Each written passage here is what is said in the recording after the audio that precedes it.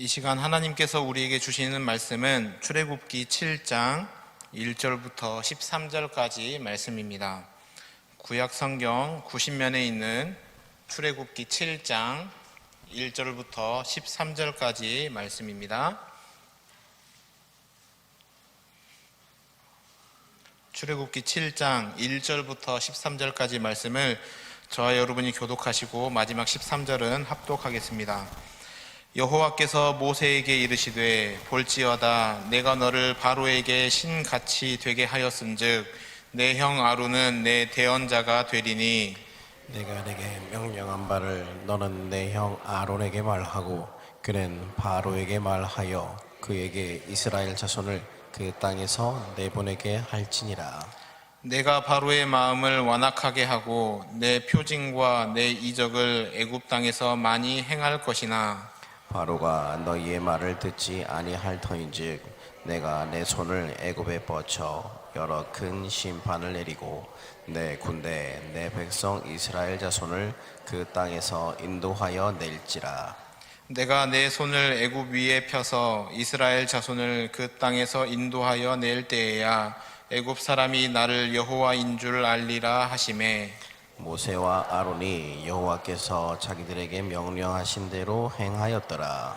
그들이 바로에게 말할 때에 모세는 80세였고 아론은 83세였더라.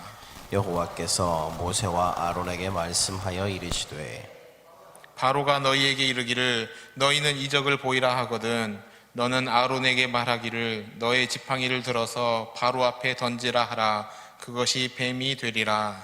모세와 아론이 바로에게 가서 여호와께서 명령하신 대로 행하여 아론이 바로와 그의 신하 앞에 지팡이를 던지니 뱀이 된지라.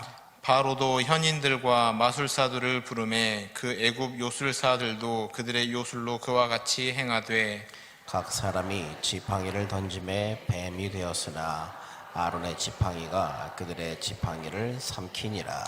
그러나 바로의 마음이 완악하여 그들의 말을 듣지 아니하니 여호와의 말씀과 같더라. 아멘. 할렐루야. 오늘 예배드리는 모든 성도님들에게 하나님의 은혜와 평강이 함께하기를 주님의 이름으로 축복합니다. 출애굽기 이제 7장의 말씀을 나누는데요. 하나님께서 모세에게 출애굽의 과정을 다 말씀해 줬습니다. 그때 감동되는 대로 느낌 가는 대로 출애굽이 진행된 것이 아니라 출애굽의 시나리오가 다 나와 있었다라는 겁니다. 출애굽기 4장 27절의 말씀을 보면 이렇게 말씀합니다. 모세가 여호와께서 자기에게 분부하여 보내신 모든 말씀과 여호와께서 자기에게 명령하신 모든 이적을 아론에게 알리니라. 모세에게 모든 말씀, 모든 이적 이것을 다 알려주셨다라는 겁니다.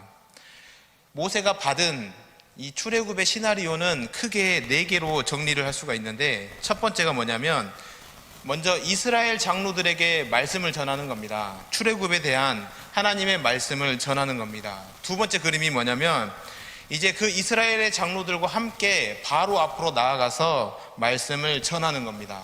세 번째가 애굽에 내려진 이제 10가지 재앙의 모습이 그려지고 마지막으로 이스라엘 백성들이 출애굽하면서 출애굽의 시나리오가 진행이 되는 겁니다. 보시면 하나님께서는 말씀으로 모세를 출애굽의 현장으로 이끄시고 출애굽의 모든 시나리오가 진행되도록 인도하셨습니다. 우리는 성경을 너무너무 잘 알아서 그 결말을 다 알기 때문에 큰 감동이 없지만 감동도 없을 뿐만 아니라 의문도 없습니다. 아니 왜 이럴까 하는 생각도 없죠. 근데 모세가 이 출애굽을 진행하는 이 시나리오 과정 속에 답답한 순간이 찾아오게 됩니다. 바로 이 두 번째 그림, 두 번째 장면에서 세 번째 장면으로 넘어가는 순간입니다. 장로들에게 가서 말씀을 전하고 바로에게 가서 말씀을 전했는데 거절될 것을 알고 있음에도 불구하고 세 번째 그림으로 넘어가는 순간 찾아왔던 것은 박해와 핍박이었습니다. 오늘날의 용어로 바꾸면 이런 거 아닐까 싶습니다. 교회에서 어떤 헌신과 봉사를 다짐합니다. 결단을 했습니다. 말씀에 순종하려는 믿음으로 일을 맡았는데 그 순간부터 우한 근심이 찾아오기 시작합니다. 걱정이 찾아오고 문제가 더 생겨나고 새벽 예배를 결단했는데 감기 걸리고 뭔가를 더 열심히 해보고자 신앙생활을 해보고자 했는데 어려움이 찾아오는 겁니다. 답답하지 않겠습니까? 모세가 너무너무 답답해서 이렇게 탄식을 합니다. 출애굽기 5장 22절의 말씀입니다. 모세가 여호와께 돌아와서 아뢰되 주여 어찌하여 이 백성이 학대를 당하게 하셨나이까? 어찌하여 나를 보내셨나이까? 모세가 지금 왜 왔는지 모릅니까? 알고 있죠. 출애굽의 시나리오를 모든 걸 다 알고 있기 때문에 다 알고 있습니다. 그런데 말씀에 순종하여 말씀을 전하고 그들에게 출애굽의 계획을 전했을 뿐인데 왜 이런 고난과 어려움을 겪어야 됩니까? 묻고 있는 겁니다. 쉽게 말하면 모세가 시험에 든 겁니다. 시험에 빠진 모세를 어떻게 해야 될까요? 하나님께서는 시험에 빠진 모세를 어떻게 하셨느냐? 그의 마음을 회복시키셨는데 어떻게 회복시키셨는가 하면 다시 말씀을 주셨습니다. 다시 말씀을 주신 겁니다. 6장 1절에서 8절에 다시 이제 출애굽에 대한 약속의 말씀을 다시 한번 모세에게 말씀을 합니다. 근데 놀랍게도 이때 받은 말씀이 특별한 말씀이 아니라는 겁니다. 새로운 말씀이 아니라 이미 출애굽기 3장에서 불타는 떨기나무 앞에서 이미 받았던 말씀입니다. 이미 알고 있는 말씀이고 그 말씀대로 순종하면서 순종의 결과로 실패를 경험하고 더 큰 시험을 겪으면서 어려워하고 있는 이 상황에 그때 주셨던 그 말씀을 똑같은 말씀을 들은 겁니다. 그런데 모세는 이 똑같은 말씀을 들으면서 그 마음이 회복됐다는 거죠. 어떻게 새로운 말씀도 아닌데 마음이 다시 회복됐는가 하는 이런 질문이 생겨야 됩니다. 하나님의 말씀은 우리에게 소망과 위로와 용기와 복을 주기 위함이 아닙니다. 하나님의 말씀의 최종 목표는 뭐냐? 하나님의 말씀의 최종 목표는 하나님과의 교제입니다. 말씀의 최종 목표는 교제입니다. 하나님과 교제하기 위해서 말씀하시는 거고 소망도 주시고 위로도 주시고 용기도 주시고 복도 주시는 겁니다. 무슨 말인가 하면 하나님과 교제 없는 이 땅에서의 그 모든 것은 다 가짜라는 겁니다. 소망도 위로도 용기도 모두 다 하나님과의 교제로 연결되어져야 한다는 거죠. 정리하면 교제적 언어로서 하나님의 말씀이 들려야 한다는 겁니다. 중요한 표현입니다. 함께 읽어보겠습니다. 시작. 교제적 언어로서 하나님의 말씀이 들려야 합니다. 교제는 어떻게 가능한가? 이것을 다른 말로 하면 하나님은 언제 말씀하시는가? 라는 질문과 똑같습니다. 우리의 예배가 어떻게 해야 교제적 언어로서의 하나님의 말씀으로 채워지고 그 말씀이 우리의 마음을 회복시킬 수 있는가? 라는 것에 대한 답을 얻을 수 있는 겁니다. 말씀 앞에 서야 합니다. 말씀 앞에 선다는 것은 지금 이 자리에 나와서 말씀을 듣는다는 의미가 아닙니다. 어떤 마음으로 이 자리에 왔는가 하는 마음이죠. 가난한 심령, 상하고 찢긴 마음이라는 표현을 많이 들어보셨을 겁니다. 어떤 표현인가 하면 하나님 앞에 자신의 비참한 실존을 깨닫고 죄인된 자리에 찾아오신 그 하나님의 사랑을 기억하며 하나님의 긍휼을 바라보면서 엎드러져서 하나님의 말씀을, 하나님의 긍휼을 구하는 그 자리에서 하나님의 말씀은 이야기로서의 말씀이 아니라 교제적 언어로서의 말씀으로 들려오게 되는 겁니다. 이 교제적 언어로서 하나님의 말씀이 들릴 때에 말씀 앞에서 울기도 하고 때로는 기뻐하기도 하고 이 말씀이 자꾸만 내 마음을 만지는 것을 경험하게 되는 겁니다. 모세가 시험에 빠져서 낙심한 상태에서 하나님 앞에 돌아갔습니다. 그리고 다시 말씀을 듣는데 내용은 똑같은데 말씀을 들으면서 이 마음이 만져진 겁니다. 하나님께서 모세의 마음을 만지신 겁니다. 우리 기도하면서 하나님 우리의 마음을 만져 주시옵소서 해서 만져지는 게 아니라 교제적 언어로서 하나님의 말씀이 들려졌기 때문에 상하고 찢긴 마음으로 하나님 앞에 엎드릴 때에 모세는 교제적 언어로서의 하나님의 말씀을 듣고 그 마음이 회복되었다라는 거죠. 이 회복된 모세가 다시 엄청난 감격의 마음을 품고 또 가는데 말씀을 전하러 갑니다. 그런데 놀라운 일이 일어납니다. 출애굽기 6장 9절의 말씀입니다. 모세가 이와 같이 이스라엘 자손에게 전하나 그들이 마음의 상함과 가혹한 노역으로 말미암아 모세의 말을 듣지 아니하였더라. 이 사람들, 이스라엘 사람들은 모세의 말을 듣지 않았습니다. 왜냐하면 그들은 상황 앞에 있었기 때문에 그렇습니다. 말씀 앞에 있지 않고 하나님 앞에 있지 않고 상황 앞에 있었기 때문에 그들은 말씀을 들을 수가 없었던 겁니다. 이 상황 앞에 있었다는 것은 바로 앞에 있었다는 겁니다. 바로 앞에 있었다는 것은 세상 앞에 있었다는 겁니다. 즉 세상에 속한 자로서 하나님의 말씀을 듣는 자는 결코 교제적 언어로서의 하나님의 말씀을 들을 수 없다는 것을 우리에게 말씀을 합니다. 왜냐하면 이 세상에 속하여 이 세상을 사랑하면서 살아가는 사람들은 어떤 거에 중심을 두느냐? 상황에 좋고 나쁨에 혈안이 되어 살아갑니다. 그러나 하나님의 말씀은 상황에 좋고 나쁨이 아니라 교제적 언어로서 우리에게 말씀을 하기 때문에 이 세상에 속하여 살아가는 자들에게 하나님의 말씀은 허무맹랑하게 들릴 수밖에 없는 겁니다.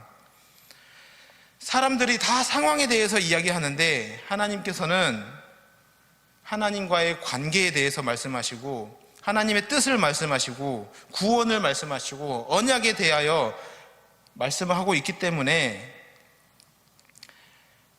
그들과는 전혀 섞일 수가 없는 겁니다.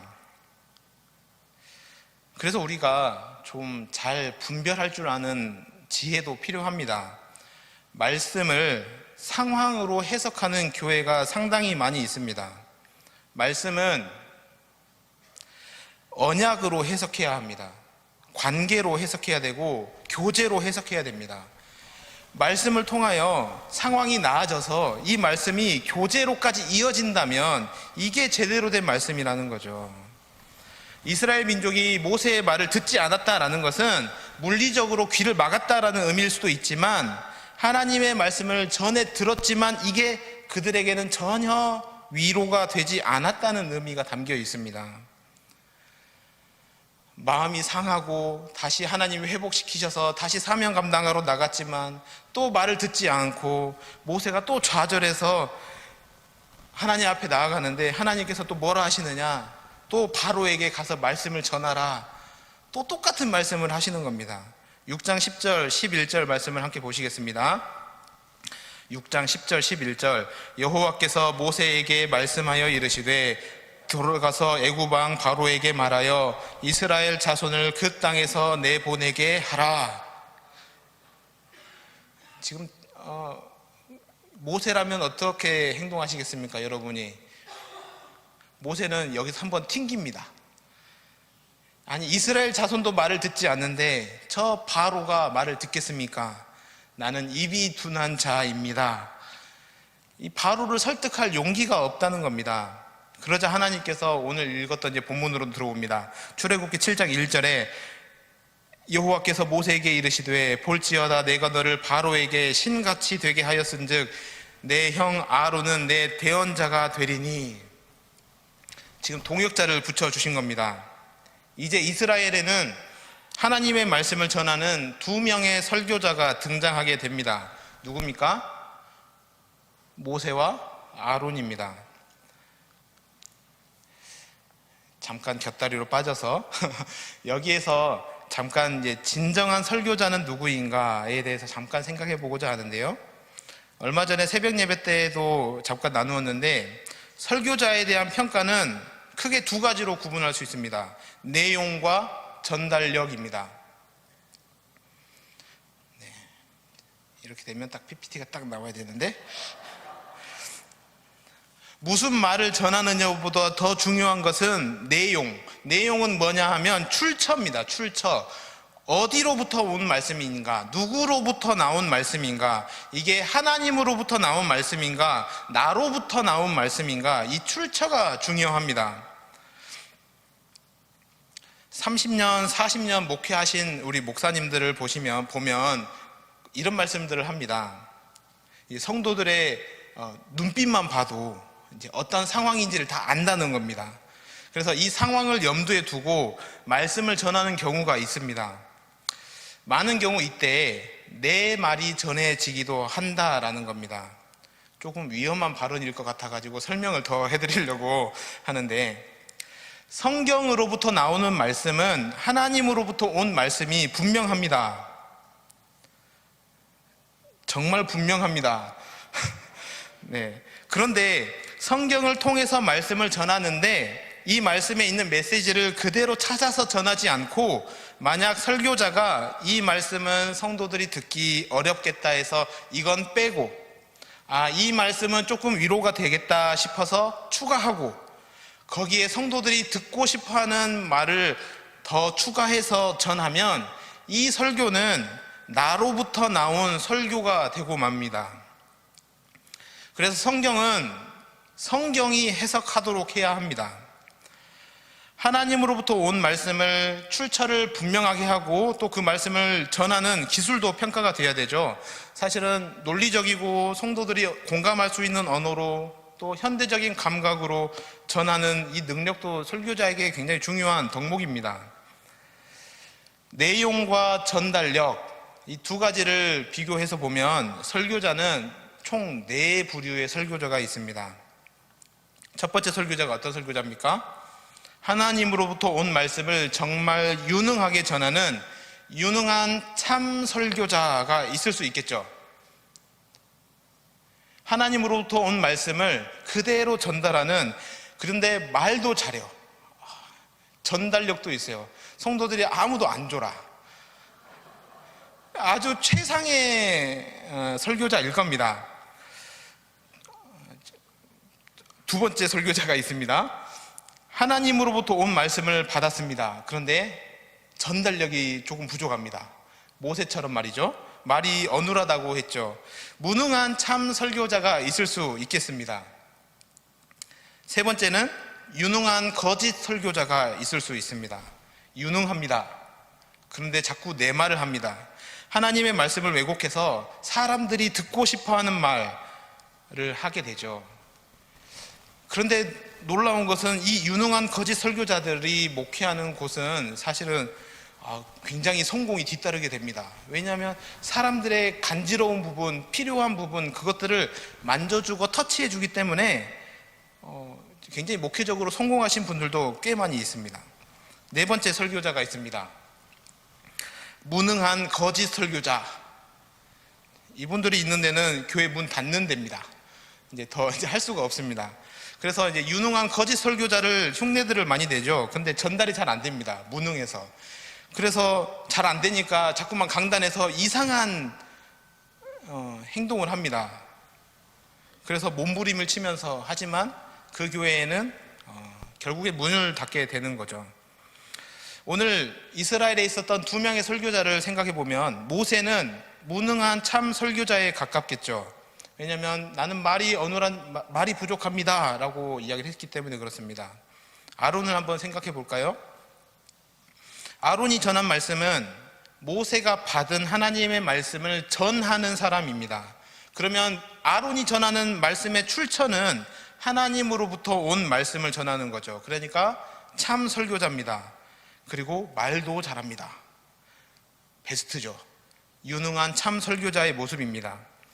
그런데 이 아론이 모세로부터 받지 않고 만약에 자의적으로 말씀을 전하게 되면 이 아론은 아주 위험한 사람이 되고 맙니다. 실제로 이런 행동을 하게 됩니다. 시내산에 도착한 이스라엘 민족들, 그래서 모세는 시내산에 올라가서 하나님의 말씀을, 10계명의 말씀을 받으러 올라갑니다. 거기서 40일을 머무르게 됩니다. 그렇게 모세가 부재한 상황에서 아론이 독자적으로 하나님의 말씀을 전하게 됩니다. 아론은 유능하기 때문에 성도들이, 백성들이 무엇을 원하는지 보면 다 아는 겁니다. 그래서 설교를 자의적으로 하기 시작합니다. 나로부터 나온 설교를 하기 시작합니다. 어떻게 됐을까요? 사람들이 난리가 납니다. 금송아지를 하나 만듭시다 하니까 어떻게 합니까? 다 헌금을 합니다. 그래서 금송아지를 뚝딱 만들어내고, 금송아지를 만들고 나서 이 신이 우리를 애굽에서 인도해냈고 너희의 바라는 것들을 다 이루어지게 해줄 겁니다 하며 외치자 무슨 일이 일어나느냐? 그곳에 축제가 벌어집니다. 사람들이 막 춤추고 열광하며 축제가 일어나게 된 거죠. 오늘날의 표현으로 하면 목회를 엄청 잘한 겁니다. 아론이 마이크만 잡았다 이렇게 지지 소리가 나도 상관이 없습니다. 아론이 마이크만 잡기만 하면 사람들이 이미 설레기 시작합니다. 오늘은 어떤 위로의 말씀으로 나를 위로해 줄까? 어떤 말씀으로 나를 달래줄까? 내게 필요한 말씀을 해 주실까? 하면서 기대하게 되는 겁니다. 유능할수록 사실은 더 조심해야 하는 이유가 여기에 있습니다. 출처를 바르게 해야 되기 때문에 그렇습니다. 설교자에 대해서 잠깐 곁다리로 돌아갔다가 다시 7장으로 돌아오겠습니다. 모세에게 또다시 말씀을 전하라고 하시는데 또 그 전하는 말씀이 새로운 말씀이 아닙니다. 똑같은 말씀입니다. 거기에 성공이 보장되느냐? 그것도 아닙니다. 실패가 보장된 말씀입니다. 말씀을 전하면 바로가 완악해서 이스라엘 백성들을 내주지 않을 거라고 얘기합니다. 그러니까 안 될 걸 알면서도 그 자리에 가서 지금 말씀을 전해야 되는 이런 상황입니다. 하나님께서 모세에게 말씀을 주시면 그 말씀을 모세가 아론에게 전달합니다. 아론은 하나님의 말씀을 바로에게 전하죠. 그러면 바로는 그 말씀을 듣지 않습니다. 그렇게 재앙이 찾아오게 됩니다. 이 재앙이 몇 가지나 반복이 됩니까? 10가지나 반복이 됩니다. 이게 출애굽기 7장 14절부터 쭉 이어지게 되는 출애굽 패턴입니다. 말씀을 전하고 바로가 거절하고 하나님께서 재앙을 내리고, 그러면 바로가 다시 모세와 아론을 불러서 하나님의 말씀을 듣습니다. 그런데 그 말씀을 또 거절하고 또 심판받고 또 구원받는 이런 것이 지금 반복이 되는 게 출애굽의 패턴입니다. 그러면 여기서 우리는 질문이 하나 생기게 됩니다. 왜 하나님께서 바로의 마음 하나 조정하지 못할까? 바로의 마음을 컨트롤을 해서 바로의 마음을 한 번에 돌이켜서 출애굽을 하면 쉽게 갈 수 있을 텐데 왜 바로의 마음을 완악하게 하셨느냐 하는 겁니다. 뒤에 PPT가 나옵니까? 안 나오죠?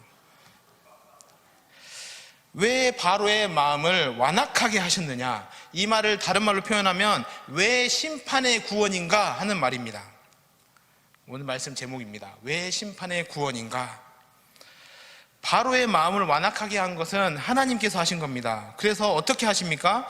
계속해서 말씀을 거절하게 하십니다. 그렇게 애굽에 재앙을 내릴 수 있는 명분을 얻게 되는 거고 재앙을 내리시게 됩니다. 이게 10번이나 반복되게 되는데 이런 10번의 반복된 재앙 속에서 애굽은 하나님의 심판을 받게 되면서 큰 상처를 받게 됩니다. 다시 말하면 하나님께서는 이스라엘뿐만 아니라 애굽도 구원하시게 하는데 애굽에 하나님을 계시하게 되는 겁니다. 이 구원의 과정은 아름다운 구원의 과정이 아닙니다. 끔찍스러운 심판이 있는, 고통이 동반된 구원을 이루어 가신다라는 겁니다. 그것도 점점 그 고통의 강도가 커져가는 이 심판으로 점철되어진 구원을 이루어 가고 있다는 거죠. 이 심판의 재앙의 끝이 무엇입니까? 재앙이 시작되고 구원이 되고 또 재앙이 이루어지고 구원이 되고 이게 반복되면서 그들이 끝으로 향하고 있는 그곳은 출애굽입니다. 출애굽을 위해서 바로를 완악하게 하신 겁니다. 출애굽이란 게 뭡니까? 세상을 사랑하는 마음을 버리고 애굽을 떠나게 하는 겁니다. 하나님 나라에 향하는 완전한 구원, 영생의 구원을 위해서 심판의 구원을 진행하고 계신 겁니다. 그러니까 출애굽이란 애굽에 있는 남은 자들을 빼내어 하나님께서 그의 나라를 이루시는 완전한 구원을 말하는 겁니다. 이게 신약의 표현을 말하면 영생입니다. 출애굽은 곧 영생입니다.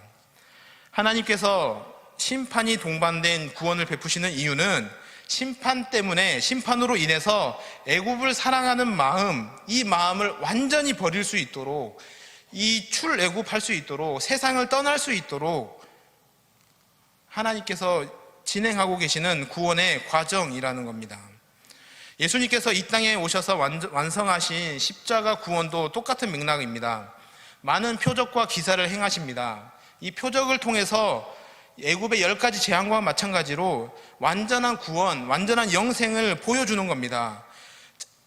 영생의 구원은 우리가 예수 믿으면 구원받는다, 이런 단순한 명제로 설명할 수 있는 게 아닙니다. 고통 없이 편안하게 순적하게 구원받는 게 아니라는 겁니다. 하나님의 심판과 고난이 점철된, 고통이 수반된 구원입니다. 자꾸만 모든 종교에서 자꾸 이런 과정이 매우 어리석은 것이라고 말합니다. 왜냐하면 신을 믿으면 다 잘 돼야지, 바라는 것들이 다 이루어져야지 라고 이야기를 하는데, 기독교에서도 똑같은 이야기를 한다는 거죠. 기독교가 종교화 되어버리면 똑같은 실수를 하게 됩니다. 하나님을 믿으면 잘 돼야지, 성공해야지, 이런 논리에서 기독교를 바라보는 사람들, 그들에게 십자가 복음은, 고통의 복음은, 심판의 구원은 미련하고 어리석은 하등한 종교처럼 보여지게 됩니다. 그래서 사실 복음은, 십자가 복음은 인기가 없습니다. 인기가 없어야 됩니다. 예수님 때도 그렇고 바울 때도 마찬가지입니다. 우리는 성경에 바울이 교회를 많이 세워서 복음을 전해서 많은 사람들이 구원을 받아서 큰 교회를 이루었다라고 생각을 하지만, 모든 교회는 소수의 사람들이 모인 공동체였습니다. 왜냐하면 바울이 전하는 복음은 십자가의 복음이었기 때문에 그렇습니다. 심판의 구원을 이야기했기 때문에 그렇다는 거죠. 출애굽기의 이 10가지 재앙을 통해서 심판은 이 바로의 이 완악함을 하나님께서 심판하시는 겁니다. 우리 안에도 이런 바로의 모습들이 있게 되죠. 종교화된 기독교로 하나님을 섬기는 사람들이 있고, 세상을 사랑하는 상태에서 세상에 속해서 하나님을 예배하는 사람들이 있습니다. 이를 옛사람이라고 하는 겁니다. 바로처럼 완악한 옛사람의 본성이 우리에게 있습니다. 하나님의 뜻에 복종하지 않고자 하는 우리 안의 옛사람, 이것이 심판받아야 새 사람으로 거듭나는 구원을 받게 되는 겁니다. 애굽에 내려진 이 10가지 재앙은 단순한 횟수를 말하기도 하지만 어떤 면에서는 완전하다라는 의미를 갖기도 합니다. 어쩌면 우리는 죽을 때까지, 하나님 나라에 들어갈 그때까지 옛사람을 심판하는 이 일을 끊임없이 해야 되는 숙명을 갖고 있는 사람들입니다. 죽을 때까지 이 재앙과 구원이 반복되어야 한다는 거죠. 그러나 이 반복되는 이 재앙과 구원이 무의미한 건 아닙니다. 왜냐하면 점점점 우리는 영생의 구원에 가까워지기 때문에 그렇습니다. 그래서 우리 인생도, 우리 목장도, 우리 부서도, 교회도 이런 영적인 전쟁을 끊임없이 해가야 됩니다. 고통이 수반된 재앙으로 심판받아 새 사람으로 거듭나는 영생의 구원을 누리다가도 다시금 옛사람이 살아나게 된다면 이것을 다시 심판해야 되고 또다시 구원받아야 되는 이런 과정 속에 우리의 구원은 완성되게 되는 겁니다. 출애굽기는 구약의 복음서입니다. 왜냐하면 복음서를 통해서 예수님께서 십자가의 구원의 길을 열어놓으셨듯 심판과 구원이 반복되는 이 출애굽기를 통해서 완전한 구원의 길이 무엇인가 우리에게 말씀해 주고 있기 때문에 그렇습니다. 말씀을 정리합니다. 혹시라도